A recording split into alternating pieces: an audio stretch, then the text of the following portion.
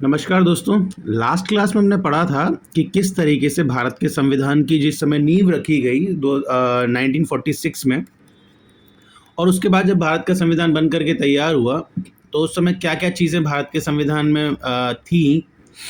ये सारी चीज़ें हम डिस्कस कर चुके थे, एक बार और से डिस्कस कर लेते हैं। बच्चों, जब 26 नवंबर 1949 को संविधान बन करके तैयार हुआ, उस समय उसकी जो प्रस्तावना थी, प्रिएम्बल, या मैं किसी पुस्तक की बात करूं तो उसमें प्रीफेस होता है सबसे पहले। जब किताब के नाम के बाद का पन्ना जो होता है उसमें प्रीफेस होता है ऐसे ही संविधान की जो किताब है उसमें प्रिएम्बल मौजूद है। उस प्रिएम्बल में ये लिखा गया कि संविधान में हम क्यों लिख रहे हैं, इसमें क्या क्या है, यानी उसका समरी होती है एक तरीके से, क्या क्या आप जो भी पढ़ने वाले हैं उसमें क्या क्या चीज़ें दी गई हैं। जो प्रिएम्बल थी 1949 में थी, उसके अंदर ये 3 शब्द नहीं थे। ये 3 शब्द बाद में ऐड किए गए। कब ऐड किए गए, क्यों ऐड किए गए, इन सब पर हम चर्चा करेंगे आगे की क्लासेस में। बहरहाल प्रिएम्बल थी ये 3 शब्दों के बिना। 22 पार्ट थे, उसमें 22 पार्ट्स थे। आर्टिकल थे 395। शेड्यूल लिस्ट जो थी वो थी 8। अमेंडमेंट को इसलिए नहीं हुआ था क्योंकि बनकर के ही तैयार हुआ था, तो बच्चों अमेंडमेंट क्या ही होगा। 2 साल 11 महीने और 18 दिन की ये लड़ाई लड़ी गई, और इसके बाद से जब संविधान बन करके बच्चों तैयार हुआ, उस संविधान के अंदर ये चीज़ें थीं। अगर मैं आज के सिनेरियो की बात कर लूँ 2026 की, तो 2026 तक भारत के संविधान की प्रस्तावना में, प्रिएम्बल में, ये 3 शब्द ऐड कर दिए गए हैं। जो पार्ट्स हैं बच्चों इनके वो 25 पार्ट्स हैं अब, मतलब 22 तो पहले से थे, 4 पार्ट ऐड किए गए हैं और 1 पार्ट हटाया गया है। मैंने फिर से बोला था कि जब हम किसी पार्ट को ऐड करेंगे यानी कि मुझे पता है कि फर्स्ट पार्ट में कुछ चीज़ें रह गई, तो मुझे फर्स्ट पार्ट के साथ ही कोई दूसरा पार्ट ऐड करना है, तो मैं उसमें ऐड करूँगा फर्स्ट ए। उसे 2 नंबर नहीं दे सकता क्योंकि सेकंड नंबर का पार्ट हमारे पास अवेलेबल पहले से ही होगा। ऐसे ही अगर किसी पार्ट के बाद आपको ABCD दिख जाए या किसी आर्टिकल के बाद ABCD दिख जाए, तो उसका सीधा सा मतलब है बच्चों कि वो आर्टिकल या वो पार्ट बाद में ऐड किया गया, और एक कैपिटल होना चाहिए ना यानी कोई भी लेटर कैपिटल होना चाहिए, अल्फाबेट। इसके बाद भारत के संविधान में जब 395 आर्टिकल हुआ करते थे, आज की संख्या 448 की है, और अगर मैं ABCD ऐसे करके भी आर्टिकलों को काउंट कर लूँ तो ये लगभग 470 के समथिंग भी पहुंच जाते हैं कई कई जगह पर। ये भी देखने को मिलेगा, लेकिन आपसे अगर पूछा जाए तो आपको 448 ही टिक करना है। सवाल आ जाए तो करंट में कितने आर्टिकल्स हैं, तो शेड्यूल लिस्ट 12 हैं, यानी कि पहले 8 थी, 4 बाद में और जोड़ी गई हैं, और ये 4 अभी नहीं जोड़ी गई बेटा, बहुत सालों पहले जोड़ दी गई थी बच्चों। इसके बाद भारत के संविधान में 21 जुलाई 2026 तक की अगर मैं बात कर लूँ तो 106 बार इसको अमेंड किया गया। भारत के संविधान की सबसे बड़ी फ्लेक्सिबिलिटी यही है कि इसे अमेंड किया जा सकता है। भारत के संविधान का आर्टिकल 368 हमें बताता है कि भारत का संविधान अगर चाहे तो इसको अमेंड कर सकते हैं, संशोधन कर सकते हैं इसके अंदर, और जिन कानूनों के जरिए संशोधन होता है वो आर्टिकल अनुच्छेद 368 में दिए गए। आर्टिकल को हिंदी में अनुच्छेद कहते हैं। इतनी सी बात अगर समझ में आ गई, और ये लेआउट तो मैंने आपको बता दिया था, 2 साल 11 महीने 18 दिन में बन के तैयार हुआ। BR अम्बेडकर साहब चेयरमैन थे ड्राफ्टिंग कमेटी के, इसीलिए इन्हें chief architect of Indian constitution कहा जाता है। देखिए, आर्किटेक्ट कहा जाता है, एक बात याद रखना, चीफ आर्किटेक्ट। आर्किटेक्ट का काम क्या होता है, किस चीज़ को कैसे असेंबल करना है, कौन सी चीज़ कहाँ सही लगेगी, बस ये वाली बात देखनी होती है। लिखा किसने है, क्योंकि ये प्रिंटेड मोड में नहीं था, पहले कैलीग्राफी एक अच्छी सुंदर सी हैंडराइटिंग में लिखा गया, तो प्रेम बिहारी नारायण रायजादा साहब ने इसको लिखा है, और इसकी ओरिजिनल कॉपी आज भी constitution club of India, Bharat के जहाँ संसद भवन है उसके पास ही इसकी ओरिजिनल कॉपी भी रखी गई है। इसके ऊपर जो डेट मेंशन है वो 26 नवंबर 1949 है बच्चों। साइन हो रखा है 284 बंदों का, और ये 26 जनवरी 1950 में आया, क्योंकि इसी दिन से हम पूर्ण स्वराज डे मनाते चले आ रहे थे 1930 के बाद से। 1929 में जवाहरलाल नेहरू साहब ने इसकी नींव रखी थी। ये सारी चीज़ें थी जो हम पहले पढ़ चुके हैं। अब इसके बाद से हम संविधान के पहले पन्ने को उठाएंगे और सीखेंगे कि प्रिएम्बल में, भारत के संविधान की प्रस्तावना में, आखिर हमारे देश के भविष्य देखने वाले जो व्यक्तित्व थे उस समय उन्होंने क्या लिखने की कोशिश की है। देखिए, स्टार्टिंग ही होती है बहुत अच्छे शब्द से, वी। याद रखिए कि हमारा देश जब ही एकजुट होगा जब हम वी की बात करेंगे। हम जब आई की बात करेंगे तो एकजुटता नहीं रहती। ये वाली बात और समझने की। वी ही क्यों? क्योंकि वहां पर जो लोग बैठे थे उनके लिए वी केवल वो 284 लोग नहीं थे, उनके लिए वी थे the people of India, Bharat के लोग। कहाँ के लोग बच्चों? भारत के लोग। इस देश की बात करने की बात शुरू हो चुकी थी। We the people of India having solemnly resolve to constitute India into a. अब भारत को क्या क्या बनाया गया, इन शब्दों पर ध्यान देने की बहुत आवश्यकता है। इन शब्दों का ऑर्डर बहुत जरूरी है और इन शब्दों के बारे में ही आज हम चर्चा करने वाले हैं। कौन कौन से? सोवेरेन, सोशलिस्ट, सेक्युलर, डेमोक्रेटिक, रिपब्लिक। और इसमें से सोशल और सेक्युलर ये शब्द 1975 में इंदिरा गांधी जी ने ऐड किए। इंदिरा गांधी जी ने ऐड किए। क्यों ऐड किए, क्या ऐड किए, बाद की बात है। पहले बस इतनी सी बात है कि ये दो शब्द जो हैं, ये दो शब्द इन 5 शब्दों में नहीं थे। देखो कौन कौन से शब्द, एक तो ये सेक्युलर से सोशल, और एक शब्द और था जो भारत के संविधान में बाद में ऐड किया गया, वो शब्द था इंटीग्रिटी। ये इंटीग्रिटी, ठीक है। ये 3 शब्द भारत के संविधान में बाद में ऐड किए गए। लेकिन हमारा काम क्या है? हमारा काम है एक एक शब्द को समझना कि वास्तव में ये है क्या ये शब्द। तो आज हम उन शब्दों पर चर्चा करते हैं। बच्चों पेन कॉपी लेकर के बैठना है आपको, और इन शब्दों के मीनिंग अपनी भाषा में आपको जैसे समझ में आए वैसे लिखने हैं। पहला शब्द, क्योंकि ये ऑनलाइन क्लास है, कोई अगर डाउट रह जाता तो कमेंट सेक्शन में भी कर सकते हैं, पूछ सकते हैं। बाकी मेरा व्हाट्सएप नंबर आप सभी के पास है, मुझे व्हाट्सएप कर दीजिएगा। शब्दों का मतलब समझते हैं, बहुत ही महत्वपूर्ण शब्द हैं ये सारे के सारे। दोस्तों पहला शब्द है सोवरेन। इसको हिंदी में कहते हैं संप्रभुत्व। और पहले शब्द, देखो पहला ही शब्द सोवरेन क्यों है, उसके पीछे एक रीजन है। हम अब तक गुलामी की जंजीरों से जकड़े हुए चले आ रहे थे। 200 वर्षों की गुलामी तकरीबन रही अंग्रेजों की, और लगभग 600-700 से ज्यादा वर्षों की गुलामी रही मुस्लिमों की, मुस्लिम प्रशासकों की। इसके बाद जब भारत बनता है तो भारत को सबसे ज्यादा जरूरत होती है सोवरेन की, सोवरेन होने की। सोवरेन का मतलब है the country which is not controlled by any other country. एक ऐसा देश जो किसी और देश की गुलामी में अब नहीं जी रहा। सोवरेन, इंडिपेंडेंट कहने से अच्छा है संप्रभुत्व, यानी वो अपनी प्रभुता को स्वीकार करेगा।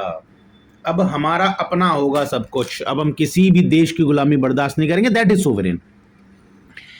एक शब्द जो 1975 को इंदिरा गांधी जी ने इस संविधान के अंतर्गत जोड़ा, और वो शब्द इसलिए भी जोड़ा गया क्योंकि भारत को एक अलग दिशा में ले जाना चाहती थी इंदिरा गांधी जी। हालांकि देश का बंटवारा यह तय करने के लिए हुआ था कि हिंदू कहाँ रहेंगे, मुस्लिम कहाँ रहेंगे, लेकिन महात्मा गांधी की लिबर्टी के जरिए हिंदू और मुस्लिम जहाँ चाहते थे वहाँ रहने लग गए। वहाँ पर कोई दिक्कत नहीं आई। बात पाकिस्तान की कर रहा हूँ मैं।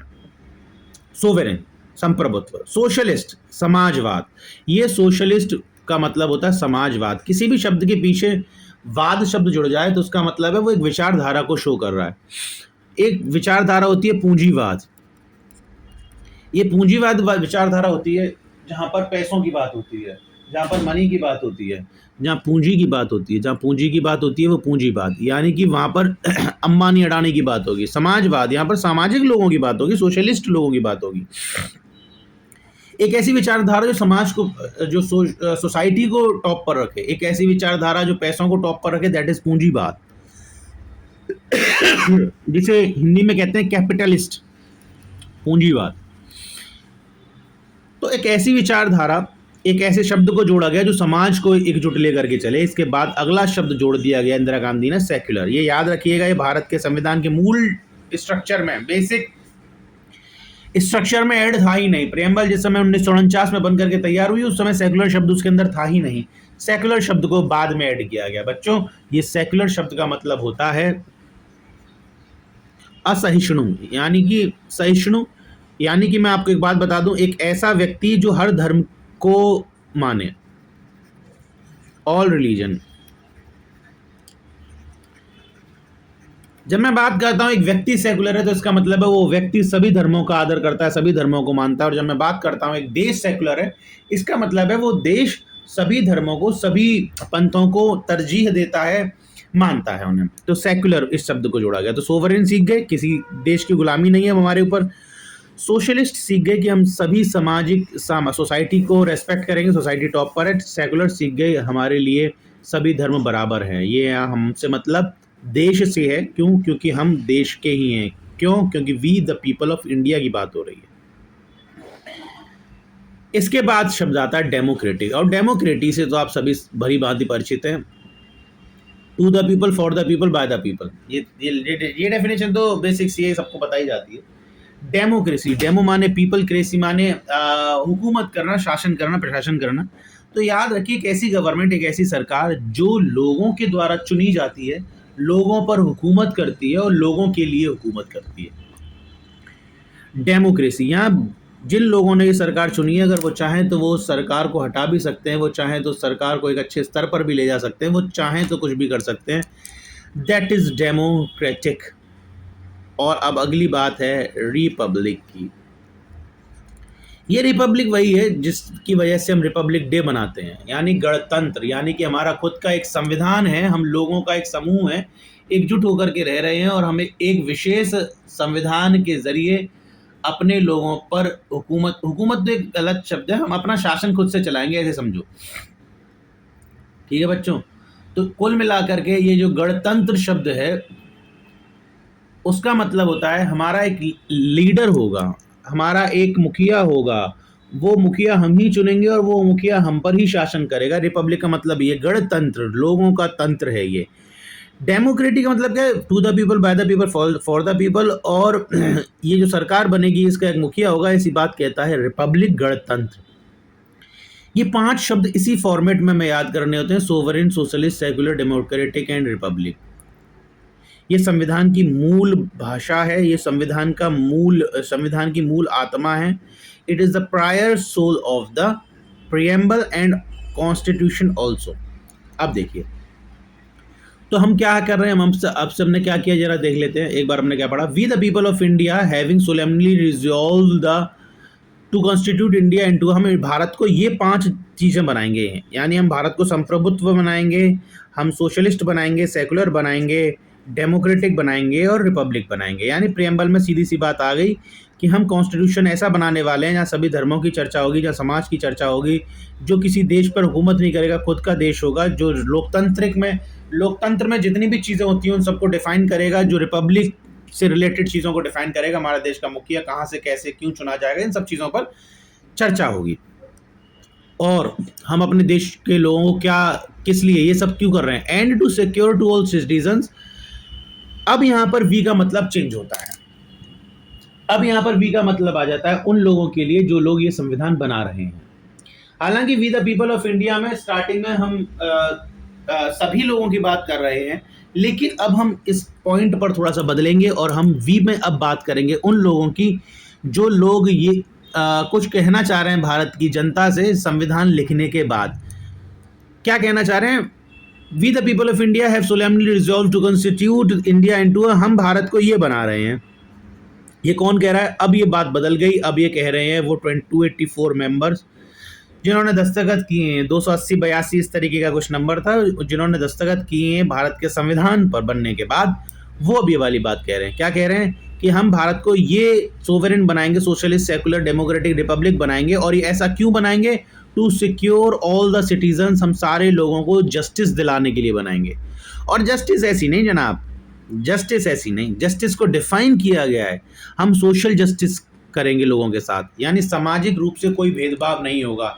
जो अनटचेबिलिटी है, अस्पृश्यता है, जो कैटेगरी सिस्टम है, जो जाति पात के बंधन है, उसके मामले में हम सरकार ये चाहेगी कि सबको जस्टिस मिले, न्याय मिले, कोई ऊंच नीच की बात ना हो, सब समान रूप से रहें।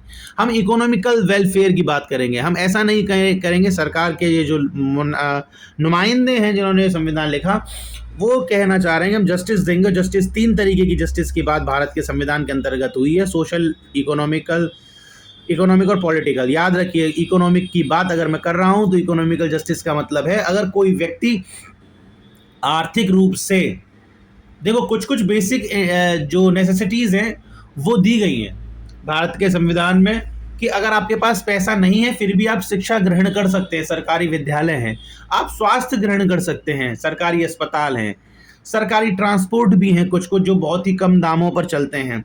तो इन सारी चीज़ों पर ये ध्यान रखने की बात कही गई कि हम इकोनॉमिकल जस्टिस भी करेंगे लोगों के साथ। ऐसा नहीं होगा कि भारत की सरकार कैपिटलिस्ट लोगों की तरफ ही सोचे, यानी कि जो पूंजीवादी हैं उनके लिए सोचे। हालांकि बीजेपी गवर्नमेंट में ये सबसे बड़ा आरोप इस सरकार पर लगता रहा है कि ये केवल और केवल पैसे वालों की सुनती आई है। बहरहाल जो भी हो, लेकिन भारत का संविधान तो कहता है कि हमें जस्टिस मिलेगा, न्याय मिलेगा, सोशली, इकोनॉमिकल और पॉलिटिकली। यानी कि ऐसा नहीं होगा कि देखो, पॉलिटिकल जस्टिस के बहुत सारे मायने हो सकते हैं। एक मायना ये भी है कि अगर कोई व्यक्ति बहुत ज़्यादा पैसे वाला है, बहुत ज़्यादा बड़े रुतबे वाला है, ऐसा नहीं है कि वही संविधान के अंतर्गत चुनाव लड़ने का अधिकारी है। जस्टिस इकोनॉमिक पॉलिटिकल जस्टिस भी है, यानी कि अगर कोई एक ऐसा व्यक्ति है जिसके पास कुछ भी नहीं है, अगर वो भी चुनाव लड़ना चाह रहा है, पॉलिटिक्स में आना चाह रहा है, तो उसका भी वेलकम किया जाता है। और ऐसे बहुत सारे केस हुए हैं जहाँ पर निर्दलीय विधायक चुन करके आते हैं, निर्दलीय सांसद चुन करके आते हैं, निर्दलीय लोगों के पैरोकार चुन करके आते हैं। तो यानी कि पॉलिटिकल जस्टिस की भी बात भारत का संविधान करता है। तो जस्टिस हमारे यहाँ 3 तरीके का है। वो जस्टिस है बच्चों, सोशल, इकोनॉमिकल एंड पॉलिटिकल। अब हमें लिबर्टी दी जाती है, कुछ कुछ आज़ादी दी जाती है, छूट दी जाती है। किस चीज़ की लिबर्टी? ये लिबर्टी का कंसेप्ट सबसे ज़्यादा समझ में आता है जब हम बात करेंगे आर्टिकल 12 से 35 तक फंडामेंटल राइट्स की पार्ट 3 में जो मेंशन है, वहाँ पर पता चलेगा कि हमें किस किस तरीके की आज़ादी दी गई है। बहरहाल उसी के अंदर 19 नंबर के आर्टिकल की से बी या सी क्लॉज में ये कहा गया है बच्चों कि हम लोग शांतिपूर्ण तरीके से प्रोटेस्ट कर सकते हैं, और इसी के अंतर्गत दिल्ली में भी ये प्रोटेस्ट अभी चल रहा है।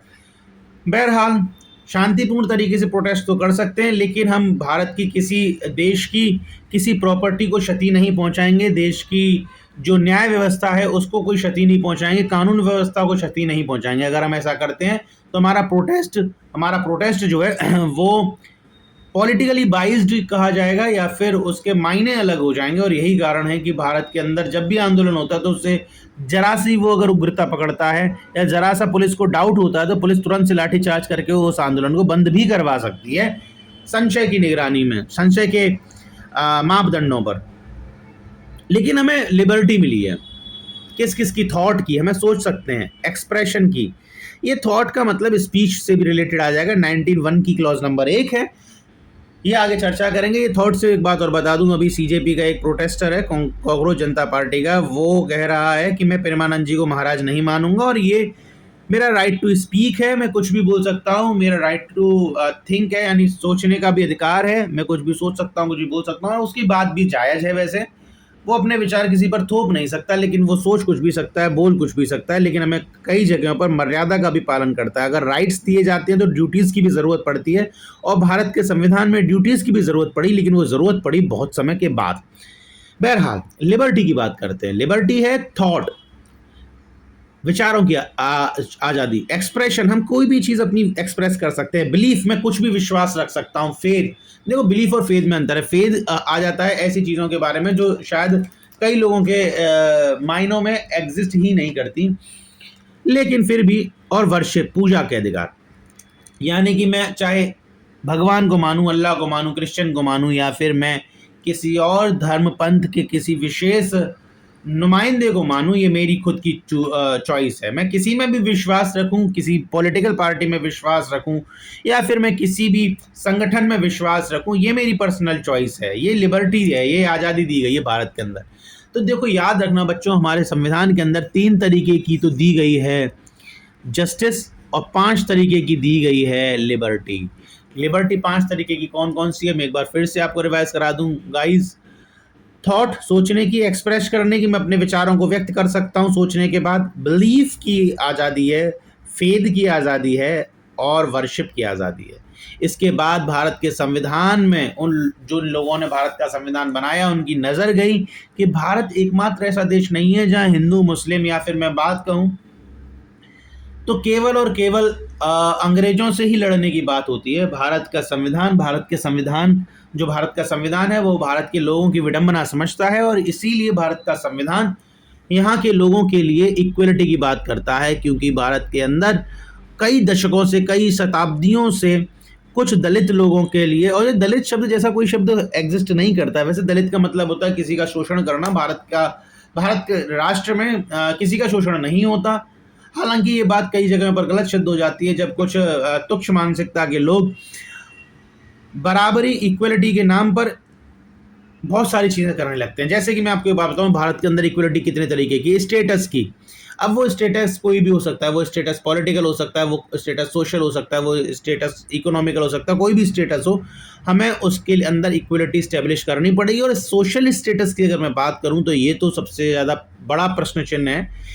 इसी सोशल अनइक्वलिटी के ऊपर ही भारत के संविधान निर्माताओं ने भारत के अंदर कुछ विशेष तबकों को विशेष तरीके का दर्जा प्राप्त कराया, जिसे आरक्षण या रिजर्वेशन के नाम से जानते हैं। इसकी आवश्यकता थी भी, क्योंकि भारत के अंदर कुछ विशेष वर्ग के लोगों ने कुछ विशेष वर्ग के लोगों को दमन करने का निर्णय ले रखा था पिछले कुछ दशकों से, कुछ शताब्दियों से। उसे बदलने की आवश्यकता थी। जब अगर भारत के अंदर से कुरीतियां समाप्त हो ही रही थी, तो हर तरीके की कुरीति को समाप्त करने का जिम्मा संविधान निर्माताओं के कंधे पर था। इक्वलिटी की बात होती है गाइस, स्टेटस की इक्वलिटी, अपॉर्चुनिटी की इक्वलिटी। अपॉर्चुनिटी का मतलब है, अगर भारत के अंदर कोई भी व्यक्ति, अगर मैं भारत के अंदर कोई चुनाव लड़ना चाहता हूं, तो मेरे को भी उतनी ही अपॉर्चुनिटी मिलेगी जितनी एक विशेष व्यक्ति को अपॉर्चुनिटी मिलनी चाहिए। अगर मैं अपना कोई बिजनेस एस्टेब्लिश, हाँ, अपॉर्चुनिटी की मतलब है बच्चों, इसके अंदर पैसों का मतलब नहीं है। यानी ये नहीं कि साहब मैं भी अंबानी की तरह रिलायंस कंपनी खड़े करना चाहता हूँ, अब संविधान मुझे आज़ादी दे रहा है कि मैं कंपनी खड़ी करूँ, लाओ पैसे, ये नहीं चलेगा। अपॉर्चुनिटी, हमें अपॉर्चुनिटी मिलेगी। और कायदा ये कहता है, अगर आपके डॉक्यूमेंट सही हैं और अगर अंबानी के लड़के के डॉक्यूमेंट्स गलत हैं, तो डॉक्यूमेंट्स के आधार पर आप दोनों को सेम अपॉर्चुनिटी मिलेगी। अंबानी जी की लड़का अलग हट जाएगा। अंबानी का मतलब मुकेश अंबानी से नहीं है, एक ऐसे विशेष तबकों से है जो बहुत ज़्यादा रिच है इस देश के अंदर। किसी एक विशेष पार्टी पर या किसी एक विशेष व्यक्ति पर मेरा कोई व्यक्तिगत मत हो सकता है, लेकिन क्योंकि अभी मैं क्लास ले रहा हूं तो अभी मेरा कोई पर्सनल मत नहीं है। अभी मैं वो सारे मत हैं जो मैं आपको पढ़ाने की कोशिश कर रहा हूं, समझाने की कोशिश कर रहा हूं। आपकी अपनी अपनी भी मानसिकता को थोड़ा सा डेवलप करेंगे, अपनी सोचने की शक्ति को, तो आपको भी अलग अलग चीज़ें अपने हिसाब से मैनेज होती हुई दिखाई देंगी। बहरहाल, तो अपॉर्चुनिटी सबको सेम मिलेगी। अगर डॉक्यूमेंट्स खराब हैं तो ना अपॉर्चुनिटी अंबानी के लड़के को मिलेगी ना मुझे मिलेगी। अगर डॉक्यूमेंट सही हैं तो अपॉर्चुनिटी सरकार, किसी भी चीज़ का लाइसेंस अगर मुझे प्राप्त करना है और मेरे भी डॉक्यूमेंट लगे, अंबानी जी के लड़के के भी डॉक्यूमेंट लगे, तो हम दोनों को समान रूप से ट्रीट करना चाहिए, ऐसा भारत का संविधान कहता है। लेकिन ये बात कितनी सत्य है, आप खुद कमेंट सेक्शन में बताइएगा। तो हमने अभी तक किस किस की बात की? हमने भारत के अंदर ये बात की हम भारत देश को क्या बनाना चाह रहे हैं। फिर बात की भारत देश जब बन जाएगा तो यहाँ के सिटीजन्स आएंगे, उन सिटीजन्स को हम क्या क्या देना चाह रहे हैं।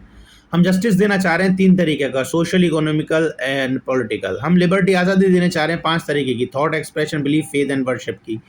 हम बराबरी, समानता का अधिकार देना चाह रहे हैं, समानता देने चाह रहे हैं किस तरीके की, स्टेटस की, अपॉर्चुनिटी की, and to promote among them all. और हमें ये इक्वलिटी सबके भीतर क्या करनी है, प्रमोट करनी है। यानी कि अगर कहीं हमें अनटचेबिलिटी जैसी कोई चीज़ दिख जाए, आपको अपने घर में लगे कि कुछ विशेष तबके के लोगों के साथ अन्याय हो रहा है, तो आप अपने घर वालों को टोकिए तुरंत से कि अगर आप ऐसा ही करेंगे तो मैं आपके ऊपर FIR कर दूंगा। हालांकि ये मजाक की बात है, लेकिन आप ये समझाइए उन्हें कि भारत का संविधान या भारत देश कभी किसी विशेष तबकों को नुकसान पहुंचाने की बात कर ही नहीं सकता। चलिए आगे बढ़ते हैं। फिर आती है फ्रेटर्निटी की बात। फ्रेटर्निटी का मतलब ऐसे समझिए, भाईचारे की बात। भारत के अंदर ये सारी चीज़ें मिल जाएंगी तो ऐसा नहीं होना चाहिए कि भारत के अंदर फ्रेटर्निटी कम हो जाए। फ्रेटर्निटी कम हो जाए, अगर फ्रेटर्निटी बच्चों कम होगी तो भारत के अंदर से भाईचारा खत्म हो जाएगा। और वो भाईचारा, अच्छा एक बात बताऊँ, ये फ्रेटर्निटी की बात जब कही गई है तो दिमाग में ये नहीं लाया गया कि हिंदू मुस्लिम के भाईचारे की बात हो रही है या लोअर कास्ट और अपर कास्ट के भाईचारे की बात हो रही है, या किसी की भाईचारे की बात नहीं हो रही। यहाँ प्रॉपरली भारत के हर नागरिक के भाईचारे की बात हो रही है, चाहे फिर वो किसी भी धर्म से हो, किसी भी मजहब से हो, किसी भी जाति से हो, किसी भी कुल से हो, किसी भी वर्ण से क्यों ना हो, सबके अंदर भाईचारे की जिम्मेवारी प्रियम्बल संविधान देता है। वो लोगों ने कहा, assuring the dignity of the individual and the unity and integrity of the nation. देखो, इंटीग्रिटी ऑफ द नेशन ये शब्द बाद में जोड़ा गया था, यूनिटी ऑफ द नेशन था पहले भाईचारे की बात हुई। और भाईचारे के बाद के साथ ये वाली बात कही गई बच्चों कि इंडिविजुअल की डिग्निटी को हार्म नहीं पहुंचना चाहिए। यानी कि ये नहीं कि भाईचारा के चक्कर में आप किसी का कोई भी शोषण कर लो ना, डिग्निटी इंडिविजुअल की मेंटेन रहनी चाहिए। हमारा खुद का भी कुछ ना कुछ व्यक्तित्व है, उसको मेंटेन करके हमें भाईचारे की बात करनी है, यूनिटी की बात करनी है, देश की एकता की बात करनी है। यानी हम लोगों के अंदर भाईचारा होगा तो यूनिटी ऑटोमेटिकली हो ही जाएगी। यहाँ देश की बात आ जाए बच्चों, फिर हमें ना हिंदू देखना चाहिए, ना मुस्लिम, ना सिख, ना ईसाई, ना हमें कोई जाति पाति के अपर कास्ट लोअर कास्ट, हमें कुछ नहीं देखना चाहिए। We are united, we are a unit actually.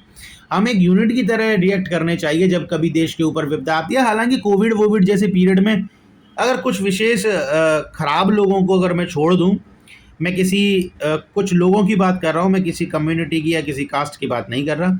अगर कुछ लोगों को छोड़ दिया जाए तो भारत के अंदर भारत के सभी लोगों ने यूनिटी के साथ कोविड जैसी महामारी से लड़ने का निर्णय लिया था। ये बहुत बड़ी बात थी। लेकिन एक शब्द को इंदिरा गांधी ने इसमें और जोड़ा वर्ष 1975 में। दरअसल वर्ष 1975 वो वर्ष था जिस समय इंदिरा गांधी जी ने आपातकाल की घोषणा की थी। अगर आपातकाल से रिलेटेड आप वीडियो चाहते हैं तो मुझे कमेंट सेक्शन में बता देना, मैं उसको लिंक आपको भेज दूंगा। वो एक वीडियो मैंने बहुत पहले बनाई थी इमरजेंसी को लेकर के, वहाँ पूरी बात इमरजेंसी को लेकर के मैंने समझाई थी। Back to the point. अब क्या है बच्चों, अब बात इतनी सी है कि हमने इंटीग्रिटी की बात की। इंटीग्रिटी का मतलब होता है ऑनेस्टी। भारत के लोगों को देखो, ये इंटीग्रिटी की शपथ तो हर एमएलए एमपी को भी दिलाई जाती है, हर ऐसे व्यक्ति को दिलाई जाती है जिसकी ज़रूरत भारत देश को है और जो भारत देश का कहीं ना कहीं नेतृत्व कर सकता है। चाहे फिर वो, जैसे हमारे घर का नेतृत्व कौन करते हैं, हमारे जनरली हमारे पिताजी करते हैं। कई घरों का नेतृत्व माता जी भी करती हैं और करनी भी चाहिए, नो डाउट। एक इलाके का, एक कॉलोनी का नेतृत्व कौन करता है, पार्षद लोग करते हैं। एक शहर का नेतृत्व कौन करता है, मेयर साहब करते हैं। राज्य का गवर्नर साहब करते हैं। देश का राष्ट्रपति साहब करते हैं। तो ऐसे जहाँ कहीं भी नेतृत्व करने वालों की बात आ जाए और जहाँ पर देश की बात आ जाए, we should have to maintain the dignity of the nation. आई बात समझ में दोस्तों?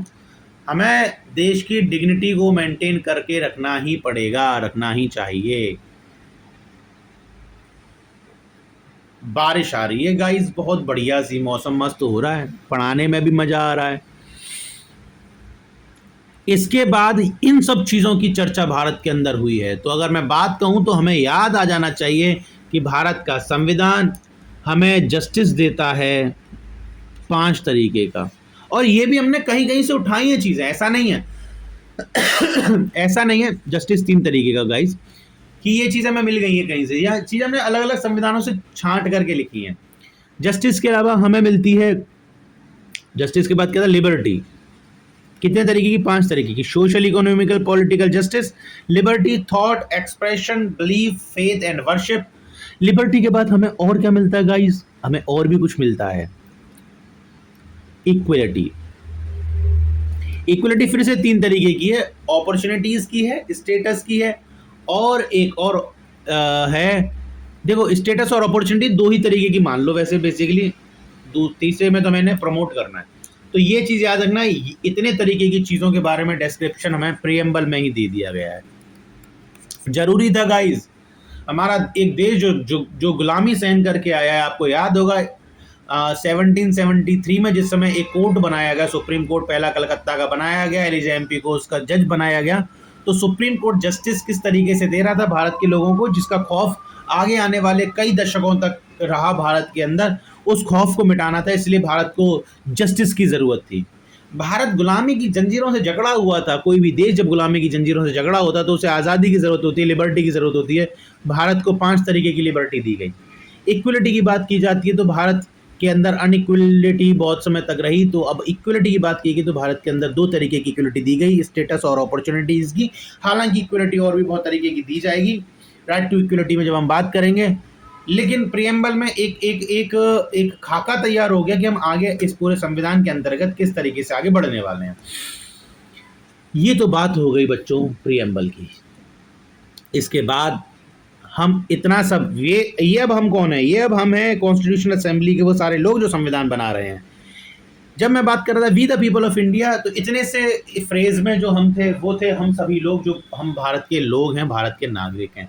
बहरहाल बच्चों आगे बढ़ते हैं, और आगे बढ़ने के साथ हमें कुछ चीज़ें और समझनी पड़ेंगी। हमारी कॉन्स्टिट्यूएंट असेंबली इस चीज़ को 26 डे ऑफ नवंबर 1949 1949 26 नवंबर को ये हमें प्रोवाइड कर रही है, do hereby adopt enact and give to ourselves this constitution. और याद रखिए ये संविधान कोई हमें नहीं दे रहा, ये संविधान हमें अंग्रेज नहीं दे रहे, ये संविधान हमें विरासत में नहीं मिला, ये संविधान हम खुद को दे रहे हैं। And give to ourselves this constitution, ये संविधान बच्चों हम खुद को दे रहे हैं। इतनी बड़ी बात संविधान की प्रस्तावना समझा रही है, और ये वाला टाइम भी मैंने आपसे इसीलिए लिया, प्रियम्बल समझना बहुत ज़रूरी होता है, इन 5 शब्दों को समझना बहुत ज़रूरी होता है। जस्टिस 3 तरीके का, ये समझना ज़रूरी होता है। लिबर्टी 5 तरीके की है, ये समझना ज़रूरी होता है। इक्वलिटी 2 तरीके की, ये समझना ज़रूरी होता है। फ्रेटर्निटी का मतलब समझा दिया, इंटीग्रिटी का मतलब समझा दिया। इसके अंदर बहुत सारे शब्दों का मतलब अगर आपकी समझ में आ गया तो याद रखिए आप प्रियम्बल सीख चुके हैं, और इससे सवाल आते हैं, स्टेटमेंट बेस्ड भी आ जाएंगे, और हर गवर्नमेंट एग्जाम में आती है, हर वनडे गवर्नमेंट एग्जाम में आता ही आता है इससे रिलेटेड सवाल। बहरहाल आगे चलते हैं, अगर यहाँ से संबंधित कोई डाउट हो तो नीचे पूछ लेना, बाकी के मैं आपको आगे ही लेकर के जाना चाहूँगा। हिंदी में ये संविधान की प्रस्तावना को लिख दिया है, ज़रूरत हो तो पढ़ लेना, बाकी मैंने आपको समझा दिया। अब आती है, जब मैंने बात कही कि संविधान के अंतर्गत बच्चों 22 पार्ट अभी मौजूद हैं, 25 मौजूद हैं, 22 शुरू में थे। बात आती है इन 25 पार्ट्स को पढ़ने की। आज की क्लास में हम ये 25 पार्ट पढ़ेंगे केवल, कि हमारे संविधान के अंतर्गत कौन सा पार्ट है। और देखो याद कीजिए, मैंने आपको बताया था कि हम जब भी कोई टॉपिक पढ़ते हैं उस टॉपिक के अंदर कुछ ना कुछ पॉइंट्स होते हैं। तो ऐसे ही जब हम संविधान के पार्ट्स को पढ़ेंगे बच्चों, तो उन पार्ट्स में भी कुछ ना कुछ पॉइंट्स होंगे, और उन पॉइंट्स को ही भारत के संविधान के अंतर्गत आर्टिकल नाम दिया गया है। तो एक पार्ट होगा, उसके अंदर कहाँ से कहाँ तक आर्टिकल होंगे, कितने पॉइंट होंगे, कितने आर्टिकल्स में क्या क्या बात कही गई होगी, वो बात हम समझेंगे। लेकिन बहरहाल हम ये समझ लेते हैं, पहले हमें 25 के 25 ये पार्ट याद कैसे रहेंगे। बहुत सिंपल से तरीके से, जिस वे में मैं समझाता जाऊं उसी वे में आप सीखते जाएंगे, तो आपको अभी के अभी ये 25 के 25 पार्ट्स याद हो जाएंगे, इस बात की गारंटी ले रहा हूं। रिवाइज कर रहे हैं बस लिटिल। जब कोई भारत का संविधान बनाने की बात हो रही है, प्रीफेस में हमने कह दिया we the people of India, now we have to disclose the boundary lines of India. देखो, अब देश जैसे धीरे धीरे करके बनेगा वैसे ही ये संविधान के अंदर एक एक करके पार्ट आएंगे, ऐसा नहीं होगा। अच्छा एक बात बताओ, आपको जब स्टोरी कोई लिखनी होती है तो स्टोरी कैसे लिखते हो?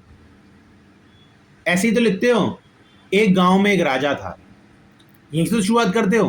क्या किसी स्टोरी की शुरुआत आपने यहाँ से की राजा मर गया? ना, राजा मरेगा, हो सकता है मरे, लेकिन या राजा जीत गया। राजा मरेगा या जीतेगा, ये लास्ट में जीतेगा या मरेगा, एक क्रोनोलॉजिकल ऑर्डर में बात चलेगी, एक फिक्स पैटर्न में बात चलेगी कि पहले ये होगा, फिर ये होगा, फिर ये होगा, फिर ये होगा। और उसी क्रोनोलॉजिकल ऑर्डर की, उसी पैटर्न की बात की गई है भारत के संविधान के अंतर्गत और उनके पार्ट्स में। शुरू करते हैं बच्चों। अभी आज हम केवल ये 8 पार्ट्स करेंगे, उसके बाद ये पार्ट्स हम करेंगे अगली क्लास में। जब भारत का संविधान बना तो ये तय करना जरूरी था कि भारत वास्तव में है कहाँ तक, क्योंकि 1947 में माउंटबेटन प्लान जब आया तो उसने ये कह दिया कि भारत को, भारत और पाकिस्तान 2 हिस्सों में बांट दिया जाएगा। तो अब ये तय करना बहुत ज़रूरी था कि भारत की सीमा रेखा कहाँ तक होगी।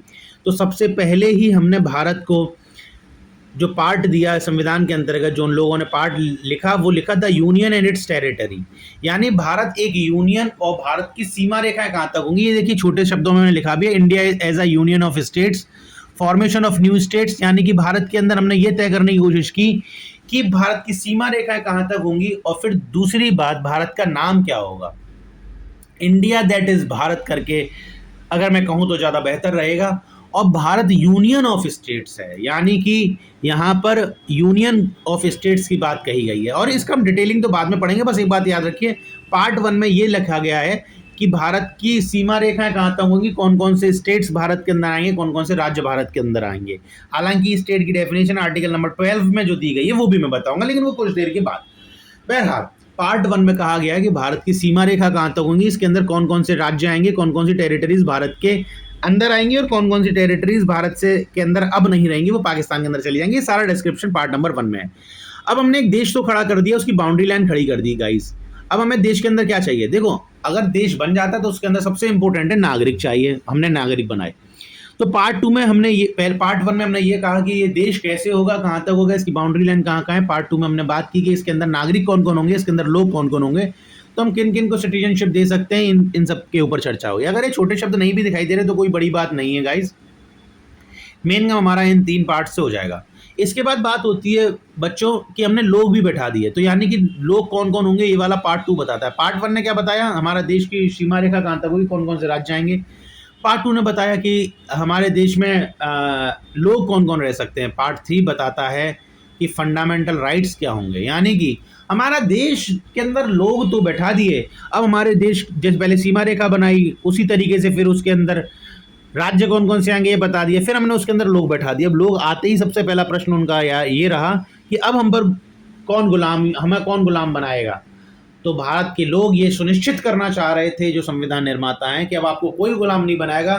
तो उन्होंने कहा फिर हमारे अधिकारों की बात कहाँ होगी। तो पार्ट नंबर 3 में सबसे पहले भारत के लोगों को अधिकार दिए गए, फंडामेंटल राइट्स दिए गए। जब फंडामेंटल राइट्स दिए गए तो लोगों को कुछ कुछ अधिकार मिले, लोगों को अच्छा लगा। जब लोगों को अच्छा लगा, अधिकार मिले, तो अब जो राज्य बनाए थे वो राज्य कहने लगे एक बात बताओ, आपने लोगों को तो अधिकार दे दिए, लेकिन हमें भी तो कुछ काम दो, हम क्या करें। तो उन राज्यों को काम दिया directive principles of state policy. उनसे कहा गया कि एक राज्य को या एक देश को चलाने के लिए जो जो पॉलिसीज होती हैं, जो जो प्रिंसिपल्स होते हैं, अब हम वो बता रहे हैं। देखो वहाँ प्रिंसिपल्स दिया गया, वहाँ पर फोर्स, देखो फंडामेंटल राइट्स फोर्स्ड हैं, ये तो हमें मिलेंगे ही मिलेंगे, लेकिन ये प्रिंसिपल्स दिए गए क्यों। अगर उस राज्य को या उस देश को हम कुछ अधिकार दे देते हैं तो हमारे यहाँ के लोगों को जो गुलामी से अभी अभी ऊब करके आए, उनको लगता कि हम पर हुकूमत करने वालों को इतने ज़्यादा अधिकार दे दिए हैं तो अब ये हमारा सत्यानाश कर देंगे। लेकिन नहीं, उन लोगों को पॉलिसीज़ बनवाई गई कि आप पहले सोचिए समझिए, कुछ समय बिताइए, फिर ये तय कीजिए कि आपको किस तरीके से देश या राज्य चलाना है, अपनी हुकूमत नहीं चलाओगे। पॉलिसीज़ बनाई गई उसके लिए।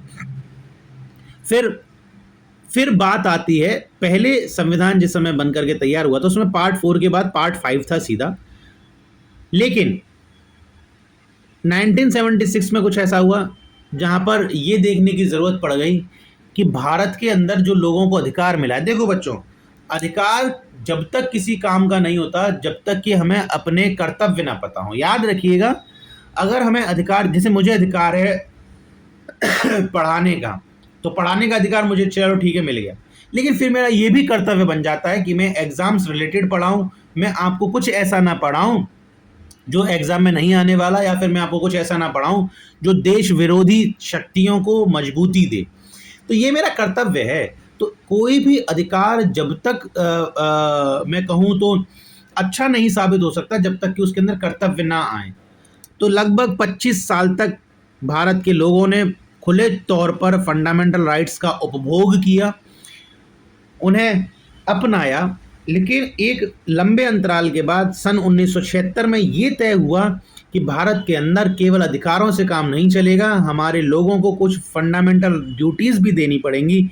और 1976 में एक नया पार्ट ऐड किया गया, पार्ट नंबर 4A, और उस पार्ट के अंदर ये कहा गया बच्चों कि हमारा देश, जो देश के नागरिक हैं, उनको कुछ ना कुछ कर्तव्य भी बता रहा है। हालांकि ये कर्तव्य फोर्स्ड नहीं थे। देखो हमारे घर का कानून है शराब नहीं पीना, ये कानून है, और लेकिन हमारे घर का एक कर्तव्य है। देखो कानून और कर्तव्य में अंतर है। कानून, फंडामेंटल राइट्स ऐसे समझो जैसे कानून है, हमारे देश के, हमारे घर के अंदर शराब नहीं पीनी, ये कानून हो गया। अब ड्यूटीज क्या है? ड्यूटीज है सुबह जग के मम्मी पापा के पैर छूने, ये कर्तव्य है। अब छुओ तो सही, ना छुओ तो सही, लेकिन अगर आपने कानून नहीं माना, अगर आप दारू पी करके चले आए, शराब पी करके चले आए, तो घर में कलेश होगा, तो कांड हो सकता है बहुत बड़ा। तो कर्तव्य हमेशा याद रखिएगा, जो अधिकार होते हैं वो कर्तव्यों की छत्र छाया में रहें तो वो बहुत अच्छे होते हैं। अगर उनसे कर्तव्यों की बागडोर को खींच लिया जाए तो वो इतने ज़्यादा फ्री हो जाते हैं फंडामेंटल राइट्स की, वो कुछ भी करने को उतारू हो जाते हैं, लोग अपनी मर्यादाएं भूल जाते हैं। इसी चीज़ को ध्यान में रखते हुए पार्ट 4A ऐड किया गया सन 1976 में। ये भी इंदिरा गांधी जी ने किया, बाद में कर लेंगे इसको, तो क्या डिस्कस, ऐसी कोई बड़ी बात है भी नहीं। बहरहाल ये वाली बात समझ लीजिए, पार्ट 4A में ड्यूटीज़ आ गई। अब हमने क्या किया, हमने देश बना दिया, उसके अंदर लोग रख दिए, उनको फंडामेंटल राइट्स दे दिए, कुछ कानून बता दिए राज्यों को कि आपको ये करना है, कानून नहीं कर्तव्य बता दिए, और कुछ कर्तव्य मैंने बता दिए यहाँ के लोगों की कि आपको ये करना है। अब बात आती है बच्चों कि हमने ये सब कर तो दिया, अब हमारा देश रिपब्लिक कैसे बनेगा, यानी कि अब हमारे देश पर हुकूमत कौन करेगा, लोग थोड़ी कर लेंगे, हर व्यक्ति थोड़ी कानून बना लेगा, हर व्यक्ति थोड़ी सारे काम कर लेगा। अब हमारे देश को चुनने की बात आई तो हमने बात की द यूनियन की, ये सेंट्रल गवर्नमेंट की बात है, सेंट्रल गवर्नमेंट। यानी पार्ट 5 में हमने कहा कि अब सेंटर में एक गवर्नमेंट रहेगी जो पूरे देश को चलाएगी, लेकिन जो छोटे छोटे राज्य थे उन्होंने कहा कि एकमात्र सेंट्रल गवर्नमेंट पर इतना ज्यादा लोड दे देना कि वो पूरे देश को चलाए, ये इतना संभव तो नहीं है। फिर हमने कहा कि अब हम स्टेट्स की, राज्यों की बात कर लेंगे, यानी कि पहले हमने केंद्र की बात की, केंद्र में सरकार चलेगी, फिर हमने राज्य की बात की, राज्यों में सरकार कैसे चलेगी, और राज्यों के बाद बात आती है उस वक्त की गाइज जिस समय भारत और पाकिस्तान अलग हो रहे थे, और नाम आता है एक सरदार वल्लभ भाई पटेल का, the iron man of India और द स्टैच्यू ऑफ यूनिटी जिनके नाम पर बना हुआ है। स्टैच्यू ऑफ यूनिटी, आप नाम यूनिटी का स्टैच्यू क्यों है वो, ये बहुत ज़्यादा महत्वपूर्ण बात हो जाती है। दरअसल बच्चों, यूनिटी का मतलब है एकीकृत करना। याद रखिए, जिसमें भारत और पाकिस्तान दोनों अलग अलग हो रहे थे तो बहुत सारी तमाम रियासतें हुआ करती थी। भारत और पाकिस्तान, जिन रियासतों का काम ये था, अंग्रेजों ने कह दिया था, वो रियासत का मतलब छोटे छोटे राज्य तबके, जैसे कि मान के चलो भदावर जैसे एक जगह है आगरा के अंदर, बाह के पास, वहाँ के राजा है राजा हरदमन सिंह, और राजा रानी का टैग अभी भी चल रहा है। हालांकि ये गलत है, भारत का संविधान इसकी इजाज़त नहीं देता, आर्टिकल नंबर 18 क्लॉज 1, लेकिन फिर भी मान रहे हैं, राजा रानी लिख रहे हैं तो लिखने दो। लेकिन कुछ कुछ तबके ऐसे हुए जो राज्य भारत के अंदर मिलना नहीं चाह रहे थे, उनको फोर्सफुली या फिर उनको समझा बुझा करके भारत के अंदर मिलाया गया, और भारत के संविधान वाले एक तबका तो भारत के लोगों का संविधान बना रहा था, और दूसरा तबका भारत के अंदर यूनिटी इस्टेब्लिश करने के चक्कर में इन सारे राज्यों से बात करके इन राज्यों को भारत के अंदर मिलाने की बात कर रहा था। उनको डर था कि ये छोटे छोटे जो राज्य हैं, छोटे छोटे जो सीमाएं हैं, ये कहीं दूसरे राज्यों को ना मिल जाएं। नागालैंड, असम, कोहिमा, इस तरीके के जो एरिया हैं ईस्ट वाले, नॉर्थ ईस्ट की बात कर लूँ, जो ये एरिया पड़ जाता है इंडिया का, इन सब एरिया में हैदराबाद जैसी निज़ामत की बात मैं कर लूँ, या जहाँ पर अलग कम्युनिटी के, अलग ट्रेडिशन के लोग रहते हैं, वहाँ की बात कर लूँ, उन लोगों को भी भारत के अंदर लेकर के आना था। लेकिन उनको भारत के अंदर लाने का काम जिस कमेटी को सौंपा गया, उसके अध्यक्ष थे सरदार वल्लभ भाई पटेल, और वल्लभ भाई पटेल अपने आप में बहुत बड़ा नाम हुआ करते थे उस समय पर। वल्लभ भाई पटेल को ये जिम्मेवारी दी गई कि आप इन सारे राज्यों को अपने अंदर लेकर के आइए, और वल्लभ भाई पटेल ने इस जिम्मेवारी को बखूबी निभाया, यूनाइट करके रख दिया एक नेशन को, इसीलिए उनके नाम का स्टैच्यू ऑफ यूनिटी के नाम से जाना जाता है। पार्ट नंबर 7 में ऐसे ही राज्यों को विशेष दर्जा दिया गया। ये देखो, एक बात बताऊं, जैसे कि मुझे अपने घर को लेकर के आना है, मैं किसी को अपना बनाना चाह रहा हूं, तो पहले मैं बहुत सारे वायदे कर दूंगा, अरे तुम आ तो जाओ, तो वो राज्य भी ये कहते हैं, अरे यार हमारी भाषा अलग है। हमने कहा अरे तुम्हारी भाषा को अलग अलग वैल्यू देंगे, तुम आ जाओ। हमारा ट्रेडिशन अलग है, हम आपके ट्रेडिशन को अलग वैल्यू देंगे, तुम आ जाओ। हमारे देवी देवता अलग हैं, हम आपके देवी देवताओं को अलग वैल्यू देंगे, आ जाओ, हम आपको स्पेशलाइज्ड करेंगे। तो ऐसे राज्यों को विशेष तौर पर रखा गया यहाँ। लेकिन एक बात याद रखिए, जिस समय पर किसी को अपना बनाना होता है उस समय बहुत सारे वायदे किए जाते हैं, लेकिन एक व्यक्ति जब अपना बन जाता है तो उससे किए गए वायदे एक एक करके तार तार होने लगते हैं। भारत के साथ भी यही हुआ, उन राज्यों के साथ भी यही हुआ। पार्ट नंबर 7 को 1949 में जब भारत का संविधान बना तब ऐड किया गया, और इसके अंतर्गत बहुत सारे राज्यों को विशेष दर्जा दे दिया गया। लेकिन मात्र 6-7 साल बाद जब सारी चीज़ें ठीक ठीक चलने लगी तो इस पार्ट को हटा दिया गया। क्यों हटा दिया गया? क्योंकि अब तो वो राज्य भारत के अंदर मिल गए थे, उन्हें स्पेशल कैटेगराइज्ड करने की ज़रूरत नहीं थी, क्योंकि ये भी कुछ ना कुछ असमानता को दिखा देता है। बहरहाल आज भी लेकिन भारत के अंदर जैसे आर्टिकल नंबर 370 था, वो जम्मू कश्मीर को विशेष दर्जा प्राप्त कराता था। अभी भी नागालैंड और नॉर्थ ईस्ट वाले एरिया में कुछ कुछ जगहों पर विशेष दर्जा प्राप्त है, लेकिन वो पार्ट नंबर 7 में नहीं है, वो अलग अलग देशों में अलग अलग जगह पर है, वो हम बाद में चर्चा कर लेंगे। लेकिन अभी की बात यह है कि हमने यूनियन बनाई, हमने राज्य बनाए, हमने विशेष राज्यों को विशेष दर्जा प्राप्त दिलाया पार्ट नंबर 7 में, लेकिन वो 1956 में हमने ये पार्ट ही हटा दिया। और जब राज्य बन गए तो हमने कुछ यूटीज़ भी बनाई। यूटीज़ का मतलब होता है यूनियन टेरिटरीज, यानी कि उनके अंदर सीएम नहीं होगा, एक लेफ्टिनेंट गवर्नर होगा। यूनियन टेरिटरीज का मतलब है केंद्र खुद से ही हुकूमत करेगा उन राज्यों पर, वहाँ पर कोई मुख्यमंत्री बनाने की आवश्यकता नहीं होगी। और इसी के साथ हमारे गाइस 8 पार्ट खत्म होते हैं। इसके बाद 9 से लेकर के 25 पार्ट्स जो बचते हैं, या संख्या की बात करूं तो 25, नंबर की बात करूं तो 22, इतने पार्ट जो बचते हैं इनकी चर्चा करेंगे हम अपनी अगली क्लास में। आपको अभी तक की क्लास में कोई भी डाउट हो तो मुझे बता दीजिएगा। मेरी क्लास आज की यहीं फिनिश होती है। आप सभी को जय सिया राम। मिलते हैं आपसे नेक्स्ट क्लास में। तब तक के लिए इन चीज़ों को रिवाइज कर लीजिए। और मेरा व्हाट्सअप नंबर है 9149118756। अगर किसी को डाउट है तो इस पर व्हाट्सअप कर देना। जय सिया राम आप सभी को।